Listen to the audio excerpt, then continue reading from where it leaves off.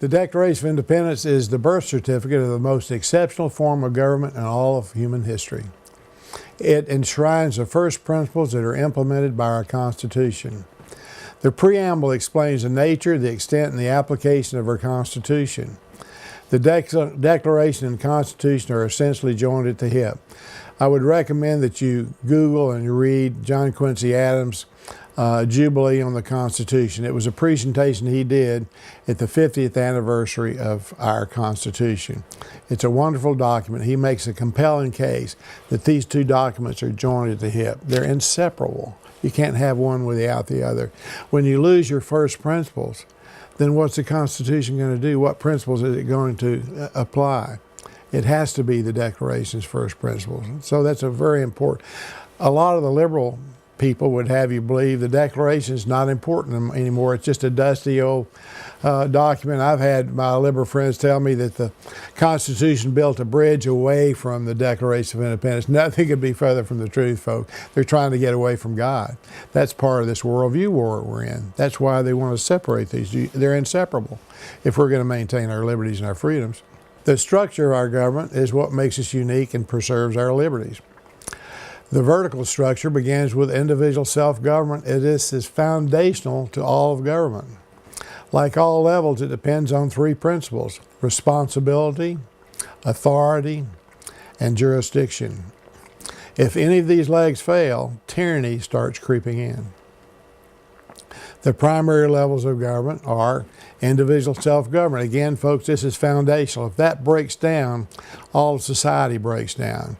We wonder about the shootings and all the things that are happening today because we no longer teach religion and morality in our schools, and individual self-government is breaking down. We want to blame it on guns and everything else. No, we ought to blame it on our education system because we've gone away from the most important parts of our education system, which is religion and morality. Then we go to family government. Then we go to church government if you're a Christian. Then we go to civil government. And from civil government, there's local government, county government, state government, and federal government. If any of these levels fails, authority or power moves up. And remember, these three legs are responsibility, authority, which is where the power is, and jurisdiction. So when individual self-government fails, then it moves up to the family to try to correct that behavior. If the family doesn't correct it, it's supposed to move up to the church. If there's sinful behavior within the church community, the church is supposed to address that. If that fails, guess where it goes? It goes to the federal government. Sadly, all these levels have failed, and all this power and authority has gone to the government, especially the federal government, even if it's not delegated, which it has not been delegated. So, folks, if we think there's a problem in the country, let's stand in front of the mirror. We're probably looking at it. We need to start learning the truth about who we are and where we came from and our founding values. Without that, I believe our country is lost.